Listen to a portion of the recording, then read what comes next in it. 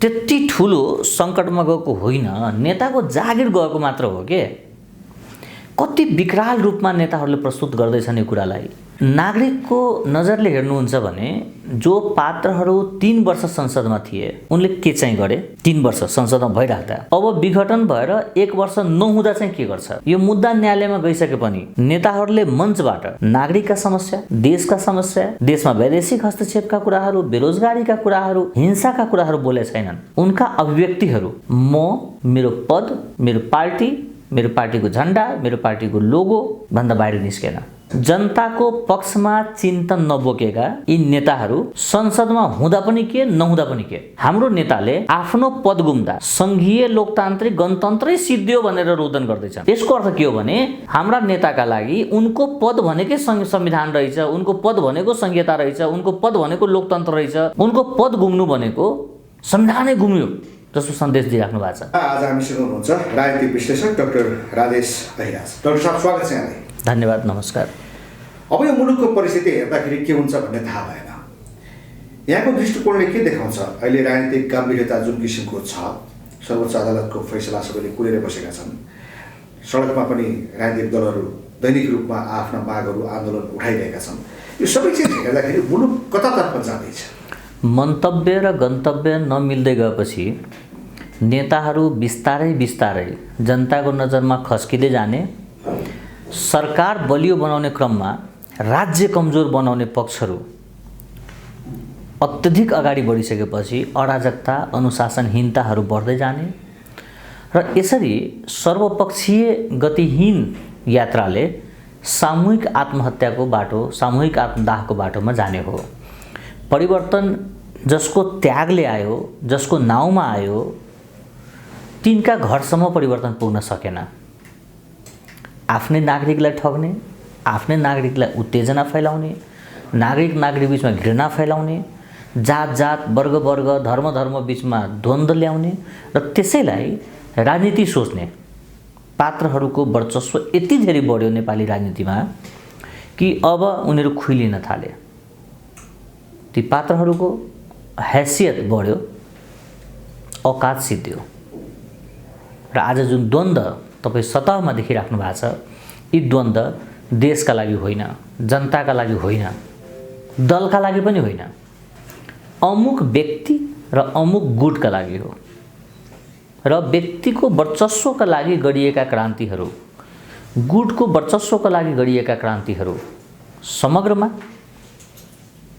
गन्तव्यहीन, स्तरहीन र द्वन्द्वको माध्यमबाट सकिन्छ। त्यो मेरो बुझाइ के हो भने जसरी यी सरकारका विरुद्धमा, दलका विरुद्धमा, पात्रका विरुद्धमा सडक आन्दोलन भइराखेको छ र जहाँ देश र जनता देखिँदैन, यी आन्दोलनहरू अबको 1-2 महिनापछि पहिला हिंसामा जाने र त्यसपछि सिद्धिने बाटोमा लाग्छ। न्यायालयको कुरा जहाँसम्म छ भने मलाई के लाग्छ भने संविधानको व्याख्या शब्दको आधारमा हुँदैन। जनताको भविष्य, देशको आवश्यकता र अन्तर्राष्ट्रिय अभ्यासको आधारमा हुने हो। नभए कतिपय मुलुकमा 230 वर्ष, 240 वर्ष पुराना संविधानहरू छन्। त्यतिखेर लेखिएका संविधानहरू अहिलेको समयसम्म कसरी जीवित भयो भन्नुहुन्छ भने ती संविधानको व्याख्या, त्यसको संरक्षण न्यायालयले गर्दै आयो। शब्दको आधारमा होइन, परिवर्तनका आधारमा, जनताको चाहनाका आधारमा, देशका भविष्यका आधारमा। आखिर संविधान व्यवस्था भनेका देश र जनताको लागि हो नि। न्यायालयले कसरी थाहा पाउने देश र जनताको भावना? न्यायालयले त शब्द हेर्नु पर्ने होइन डाक्टर साहब, संविधान हेर्नु पर्यो नि, न त त्यो शब्दहरू किन लेख्नु पर्यो? अन्य कानुनमा र संविधानमा तात्विक फरक के हुन्छ भने अन्य कानुनहरू अक्षरश प्रयोग हुने हो। संविधान भन्ने कुरा देश र जनताका लागि उनका भविष्य, उनका भावना लगायतका विषयवस्तु त्यसमा सम्मिश्रित हुन्छ।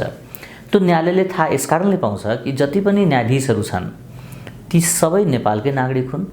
उनलाई आफ्नो देशको बारेमा, नेताको कार्यशैलीको बारेमा, इनका देशी विदेशी आबद्धताका बारेमा, इनका चरित्रका बारेमा, इनका कार्यशैली, इनका जुन पूर्व कर्महरूको बारेमा, इनले भोलि लान सक्ने गन्तव्यका बारेमा अधिकांश न्यायाधीशहरूलाई प्रश्न थाहा छ। जनताको भावना कहाँ प्रकट हुन्छ, अथवा भनौँ अहिले यो मामिलामा जनताको भावना कहाँ प्रकट भइरहेको छ? बडा प्रश्न के छ भने यो सरकारले संविधानको कुनै धारा निलम्बन गरेको त होइन, संविधान खारिज गरेको त होइन, संसद विघटन गरे हो, त्यति नै हो। तर त्यसको व्याख्या कसरी भइराखेको छ? संविधानै खारिज गरिदियो, व्यवस्थै सिद्ध्याइदियो, अब हाम्रो भविष्य रहेन, हामी यहाँ छौँ हामी त्यहाँ छौँ भन्ने व्याख्या भइराखेको छ। दोस्रो, अदालतमा मुद्दा गइसकेपछि विचाराधीन मुद्दाको विषयमा टीका टिप्पणी गर्ने, दबाब दिने, धम्काउने, जुलुस गर्ने, न्यायालयसम्मै आवाज पुग्ने गरी चर्को भाषण गर्ने, जनतालाई उतार्ने, यी काम भनेको त न्यायालयलाई प्रभावित गर्ने काम हो नि, जुनसुकै पक्षले गरोस्। विचाराधीन मुद्दामा न्यायालयलाई प्रभावित गर्ने, कतिपय मान्छेले त अपशब्दसम्म बोले कि मेरै पक्षमा फैसला भएन भने म यस्तो गर्छु, म त्यस्तो गर्छु। यी दम्भका कुराहरू, यी आक्रामक शैलीहरू, यी गुन्डा भाषाहरू त्यो न्यायालयसम्म, न्यायाधीशसम्म नपुग्यो होला त? पक्कै पुगेको छ। दोस्रो कुरो के हो? स्वाभाविक पार्छ। के पार्छ भने अदालतमा विचाराधीन रहेका विषयमा टीका टिप्पणी गर्नु हुँदैन भन्ने कुरा त सामान्य नागरिकले पनि बुझ्ने कुरा हो नि। भनेपछि प्रधानमन्त्रीदेखि लिएर माधव नेपाल प्रचण्ड समूह, काङ्ग्रेसहरू जसपाले जे सडकमा गरिरहेका छन् यो सब बेठिक हो, एकदम बेठिक हो। किनभने न्यायालयमाथि विश्वास नहुनु, उनीहरूले जुन कर्म गरिराखेको छ त्यसले के सङ्केत देखाउँछ भने न्यायालयमाथि विश्वास छैन भन्ने सङ्केत देखाउँछ। न्यायाधीशहरूले 4 जना न्यायाधीशले जुन प्रेस विज्ञप्ति निकाले यसले पनि बहुतै नराम्रो सङ्केत गयो कि हामी हुँदा चाहिँ सक्षम थियौँ, अहिलेका चाहिँ असक्षम छन्, यिनलाई गाइडलाइन दिनुपर्छ, यिनलाई हामीले हिन्ट दिनुपर्छ, अहिलेका न्यायाधीशहरू सक्दैन होला, त्यो गाइडलाइन चाहिँ यो हो भन्ने खालको जुन विज्ञप्तिको मार्फत उनले दिए यो पनि राम्रो होइन। न्यायालय सक्षम छ र अहिलेको न्यायालयले यो विषयमा चाहे फैसला जे गरोस्, मलाई फैसला नआइकन म धारणा बनाउँदिनँ, तर न्यायालयमा मुद्दा रहेका विचाराधीन मुद्दाहरूको विषयमा दबाब दिने हुँदैन, न्यायालयलाई प्रभावित गर्नु हुँदैन। ठिक छ। अब के भने हाम्रो देशको हितको निम्ति संसद पुनर्स्थापना ठिक या संसद विघटन सदर गरेर निर्वाचनमा जानु ठिक? नागरिकको नजरले हेर्नुहुन्छ भने जो पात्रहरू 3 वर्ष संसदमा थिए उनले के चाहिँ गरे? 3 वर्ष संसदमा भइराख्दा अब विघटन भएर 1 वर्ष नहुँदा चाहिँ के गर्छ? भोलि न्यायालयले संसद पुनर्स्थापना गरिदियो तर जनताले हराइदियो भने कुन चाहिँ न्यायालयले फेरि उसलाई सांसद बनाउँछ? बनाउँदैन नि। एउटा नेताका लागि सबैभन्दा ठुलो न्यायालय भनेको नागरिक हो। तपाईँ सम्झिनु भयो भने यो मुद्दा न्यायालयमा गइसके पनि नेताहरूले मञ्चबाट नागरिकका समस्या, देशका समस्या, देशमा वैदेशिक हस्तक्षेपका कुराहरू, बेरोजगारीका कुराहरू, हिंसाका कुराहरू बोले छैनन्। उनका अभिव्यक्तिहरू म, मेरो पद, मेरो पार्टी, मेरो पार्टीको झन्डा, मेरो पार्टीको लोगो भन्दा बाहिर निस्केन। जुन दिन हाम्रो एयरपोर्टमा नेपाली श्रमिकहरूको 18 जनाको लास आएको थियो त्यो दिन एउटा पक्षले काठमाडौँमा कार्यक्रम गरिराखेको थियो र उनका कुनै पनि वक्ताले त्यो लासका बारेमा एक शब्द बोलेन। अर्कालाई आरोप लगाइराख्ने पात्रहरू आफू कतिको सध्य छ त्यो त जनताले देखिरहेको छ त। संविधान उल्लङ्घनको विषयमा तपाईँ भन्नुहुन्छ भने 2062-63 पछिका सरकारहरूले आफ्नो क्याबिनेटमा, मन्त्री परिषदमा महिलालाई 33% स्थान नदिनु संविधान उल्लङ्घन हो कि होइन? संरचनागत रङभेद गरेर बस्नु संविधान उल्लङ्घन हो कि होइन? संविधानले दिएका अधिकारका कुराहरूमा नागरिकसम्म त्यो सुविधा पुग्न नदिनु संविधान उल्लङ्घन हो कि होइन? 2 ठाउँबाट पराजित भएको पात्र प्रधानमन्त्री बन्नु त्यो संविधान उल्लङ्घन हो कि होइन? यो मात्र संविधान उल्लङ्घन हो भने मेरो मान्यता होइन। मेरो बुझाइ के हो भने यी चरित्रका कुराहरू, कार्यशैलीका कुराहरू, एकैजना मान्छे 30 वर्ष 25 वर्ष अध्यक्ष भएको भई नमरुन्जेल अध्यक्ष भएको भई बस्ने, यो पनि त तानाशाही व्यवस्था हो नि, तानाशाही सोच हो नि। ठिक छ, यो कुरा बुझेँ, तर अब सरल शब्दमा भन्नुपर्दा हाम्रो देशको निम्ति कुन बाटो ठिक छ? पुनर्स्थापनाको बाटो ठिक छ कि निर्वाचनको बाटो ठिक छ? जनताको पक्षमा चिन्तन नबोकेका यी नेताहरू संसदमा हुँदा पनि के, नहुँदा पनि के, एउटा न एउटा बाटो त चाहियो नि त डाक्टर साहब। कसरी चाहिन्छ? तपाईँले भनौँ, यिनीहरू भनेको म आउँदैछु, ल मेकर भनेको त ल बनाउने हो नि। सांसद जो सङ्घीय सांसद हुनुहुन्छ माननीयजीहरू, उहाँहरूको काम के हो? कानुन बनाउने हो। तर उहाँहरूले के गर्नुहुन्छ? बजेट लिने, शिलान्यास गर्ने, उद्घाटन गर्ने, पुल बनाउने, कलभट बनाउने, माटो पुर्ने, नाला बनाउने, धारा बनाउने। त्यसका लागि राज्यको त विकासिक कार्यालयहरू छ त। एउटा सांसदको क्षेत्रमा विद्यालय चाहिन्छ भने जिल्लामा शिक्षा कार्यालय छैन, सिँचाइ चाहिन्छ भने सिँचाइ कार्यालय छ, सडक छ भने सडक कार्यालय छ, सबै कार्यालय छ त। कर्मचारीले हामीले तलब दिइराखेकै छौँ त। ल मेकरले गर्नुपर्ने काम त कानुन बनाउने हो। तर तपाईँ सम्झिनु त, आज जो मान्छे मञ्चबाट कुर्लिराखेका छन् उनी संसद चलिराखेको बेलामा कति दिन संसदमा थिए? उनी संसदमा भइराख्दा उनको भूमिका के थियो? कुन कानुन निर्माणमा उहाँले कुन चाहिँ प्रस्ताव दिए कि यो ठिक छ वा यो बेठिक छ भनेर?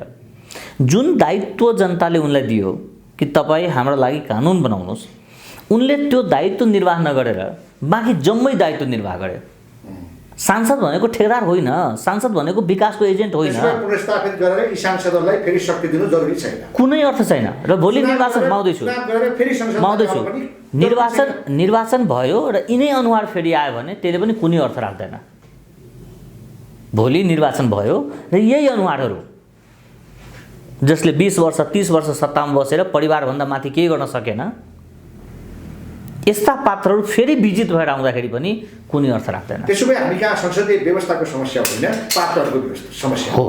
जो व्यक्ति हिजो चाहिँ राजतन्त्र ठिक छैन, यसले वंशवादको निरन्तरता दिन्छ भनेर जनताको घर घरमा गएर भाषण दिए, त्यही व्यक्ति प्रधानमन्त्री हुँदा आफ्नै परिवारको 12 जना मान्छेलाई उच्च ओहदामा राखे। उनले शहीदको परिवारलाई सम्झेर, जसले त्याग दिए, आन्दोलन गरे, क्रान्ति गरे, जसले आफ्नो घरबाट छोडेर हिँडे, जो चाहिँ सपाङ्गबाट अपाङ्ग भयो, उनलाई त ठाउँ दिएन। राजा हुँदा एउटा युवराज चाहिँ फेरि राजा हुन्थ्यो, एकजना। त्यो एकजना गलत हो, मेरो 12 जना ठिक हो भने साबित गर्न खोजे। तपाईँ चरित्र हेर्नु न, माउँदैछु। यदि राजतन्त्र खराब थियो, राजाको व्यवस्था खराब थियो भने राजा पछि रहेका मन्त्री, प्रधानमन्त्री, महाप्रबन्धक, जीएम, राजदूत, अध्यक्ष सबैको सामूहिक थियो नि त त्यो काम।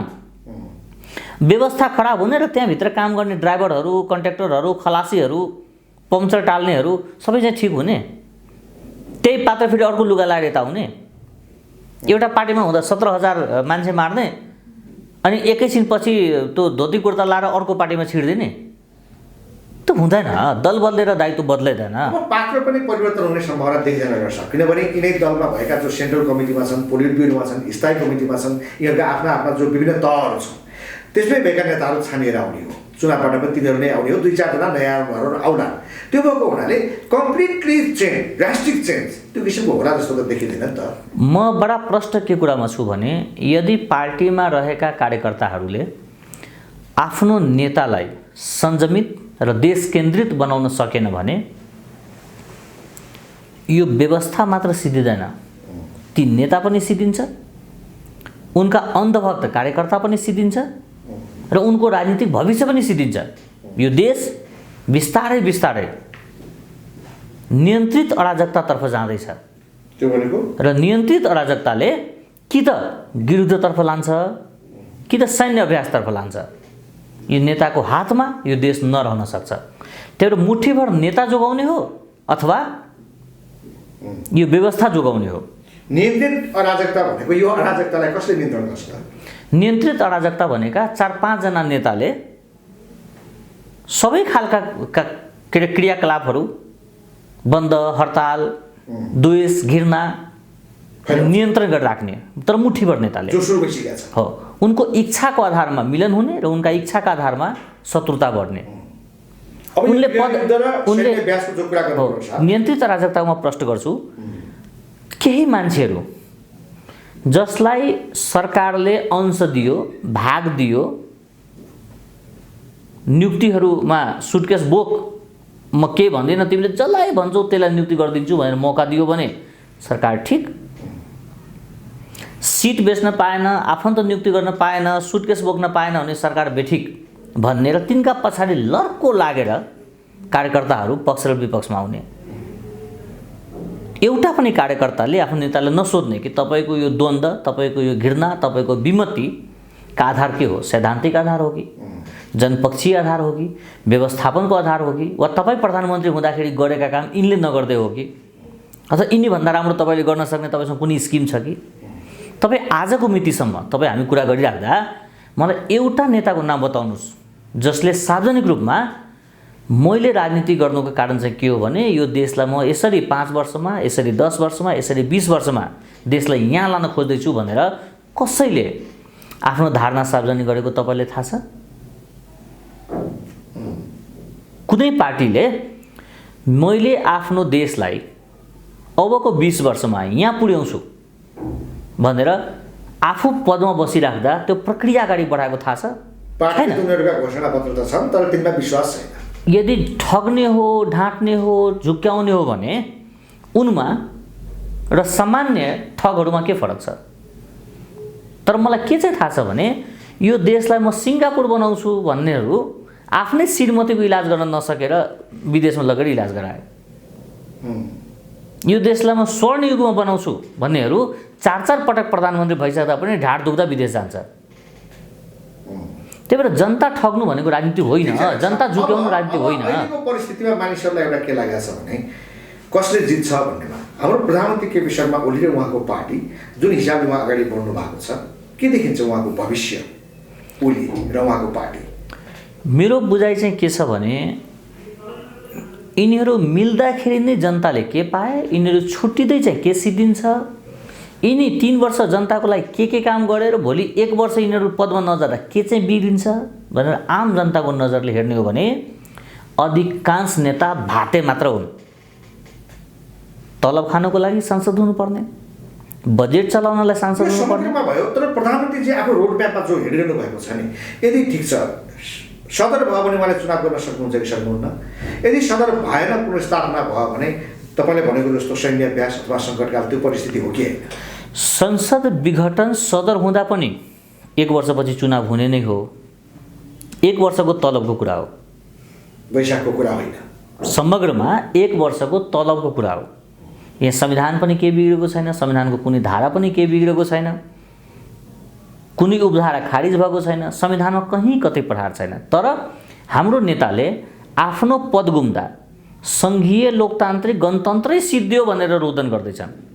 यसको अर्थ के हो भने हाम्रा नेताका लागि उनको पद भनेकै संविधान रहेछ, उनको पद भनेको संहिता रहेछ, उनको पद भनेको लोकतन्त्र रहेछ, उनको पद भनेको गणतन्त्र रहेछ, उनको पद भनेकै सबै कुरो रहेछ। उनको पद गुम्नु भनेको संविधानै गुम्यो जस्तो सन्देश दिइराख्नु भएको छ। थोरै पनि लज्जा भइदिएको भए, थोरै पनि लज्जा भइदिएको भए माधव नेपालजी र प्रचण्डजीको खेमाको सांसदहरूले यो संसदमा म 1 वर्ष म जागिर नखाए पनि हुन्छ भनेर सामूहिक राजीनामा दिएर जनतामा गइसकेका हुन्थे। बाजाबाज जागिरको लागि गर्थे। जसपाको आन्दोलनलाई पनि तपाईँको तर्कसँग जोड्न मिल्छ? जसपा भनेको त विशुद्ध निर्लज्जहरूको भिड हो जसले हिजोसम्म कालो दिवस मनाउँथे, आज त्यही संविधान संरक्षणको लागि गाउँ गाउँमा जनचेतनाको नाउँमा उत्तेजना फैलाइराखेको छ। जसपासँग न धार छ, न धारणा छ, न धरातल छ। उनीहरू यो संविधानको रक्षाको निम्ति चाहिँ किन लागे होला त? जागिर जोगाउन, त्योभन्दा अरू कुनै आधार छैन। न कुनै सैद्धान्तिक आधार छ, न कुनै व्यवहारिक आधार छ, न उनका कुनै त्योसँग पृष्ठभूमि छ। यसो तलब आउँछ भनेर त्योभन्दा बढी के छ र? अरू केही पनि छैन। यो विगत 72 देखि 77 सम्म यो 5 वर्षमा जुन जुन दिन यिनले संविधान दिवस मनाए, कमसेकम त्यो दिनको पनि तलब नलिदिए हुन्थ्यो कि एक दिनको लागि, त्यो पनि छोडा छैन। जसपामा पनि 2 धार देखिन्छ। त्यो मजधारमा गएको पार्टी हो, सो कुनै धार छैन। उपेन्द्र बाबुरामले अलि बढी नै आन्दोलन खोजेको र अन्यहरूले चुनाव भनेको स्थिति होइन र? सबै पार्टीसँग मिल्दै पद माग्दै भिख माग्दै बसेकाहरूको कुनै धार हुँदैन। यिनका आफ्ना कुनै रङ छैन। सडकमा यिनीहरूले के बोले त्यसबाट अर्थ लाउन जरुरी छैन। यिनीहरू काङ्ग्रेसका विरोध गर्छन्, मधेसमा गएर मत माग्छन्, फेरि काङ्ग्रेसलाई नै बुझाएर मन्त्री पद साट्छन्। एमालेको विरोध गर्छन् मधेसमा, फेरि मत माग्छन्, त्यो मत लिएको भोलिपल्ट फेरि एमालेकै सरकारमा गइहाल्छन्। 19 महिना केपी ओलीसँगै बस्छन् र 19 महिनाबाट त्यहाँबाट हटाइदिएको भोलिपल्ट केपी ओली ठिक छैन भन्छन्। यिनका धार छैन। अन्डर सबै जसपामै सङ्घीय परिषदका अध्यक्ष जो हुनुहुन्छ पछिल्लो समय प्रचण्डसँग निकटता बढेको, फेरि एक ठाउँमा बस्ने भनेको, उपराष्ट्रपतिसँग पनि उहाँको सामूहिक भेट भएको रहेछ र पछिल्लो समय एक ठाउँमा उभिनुपर्छ भनेर बाबुरामले पनि अलिकति सोच विचार गरेको र प्रचण्डले त प्रस्ताव गरि नै सके। त्यो सम्भावना देखिन्छ र? हेर्नुहोस्, धार नभएका पात्रहरूसँग सम्भावना हुन्छ। त्यो जोसँग पनि मिलिदिन्छ। कहिले काङ्ग्रेसको खुट्टा समातेर जितिदिन्छ, कहिले सैद्धान्तिक कुरा गर्दा गर्दै आफू एक ठाउँबाट हार्छ, अर्को ठाउँमा छिर्दिन्छ हैन। एक लज्जा परित्याज्यते विश्व विजेत। एक त्यही लाज परित्याग गर्न सके विश्व विजयी बन्न सकिन्छ। यो लाज नभएका हुन् प्रचण्ड, बाबुराम पनि। अधिकांश जसको धार छैन, जसको धारणा छैन, जसको धरातल छैन।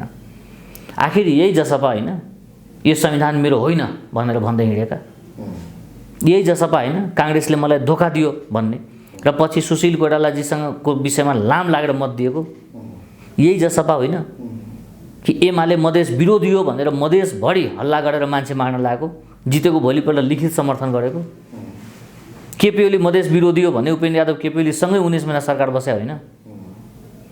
त्यो यिनीहरू कुनै धार छैन। यो बिचमा एउटा डाउट पनि उम्रेको छ। यहाँले धार छैन भन्दा त्यतातर्फ पनि यसको उत्तर आउन सक्छ। प्रधानमन्त्री र शेरबहादुर देउवाबीच मिलीभगत छ भन्ने कुरो आउँछ। यसका अन्तर्यहरू कोट्याउँदै जाँदाखेरि तर्कहरू आफै निस्किन्छन्। डाक्टर साहबले बुझिहाल्नुहुन्छ, त्यो देखिन्छ कि देखिन्न? म तपाईँसँग सहमत छु कि न्यायालयमा मुद्दा रहुन्जेल कुनै पनि सभ्य नागरिकले वा राजनीति बुझेका पात्रले न्यायालयलाई कुनै पनि किसिमबाट दबाब दिँदैन, जसले सर्वोच्चको वा अदालतको सर्वोच्चता स्वीकार गर्छ। त्यही भएर देउबाजीले जुन न्यायालयमा मुद्दा छ त्यसलाई हामीले पक्ष वा विपक्षमा नबोलाउँ, न्यायालयको निर्णय कुरौँ जस्ता कुरा गर्नुभएको छ। त्यसले प्रधानमन्त्रीसँग जोड्न त पाइयो, तर अरू पनि दलले न्यायालयको निर्णयको सम्मान गर्ने अभ्यास थाल्नुपर्छ। अराजकताले सम्मान सर्वोच्चको निर्णय मान्छौँ पनि भन्छन्, सडकमा आन्दोलन पनि चर्काइरहन्छन्। त्यस्तो छ नि त। फेरि काङ्ग्रेसको पनि त त्यही हो नि।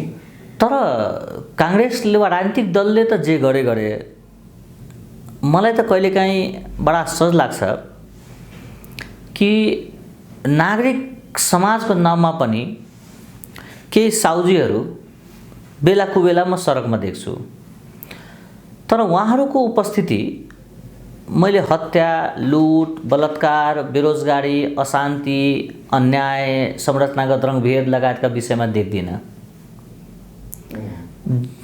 60 सालदेखि अहिलेसम्म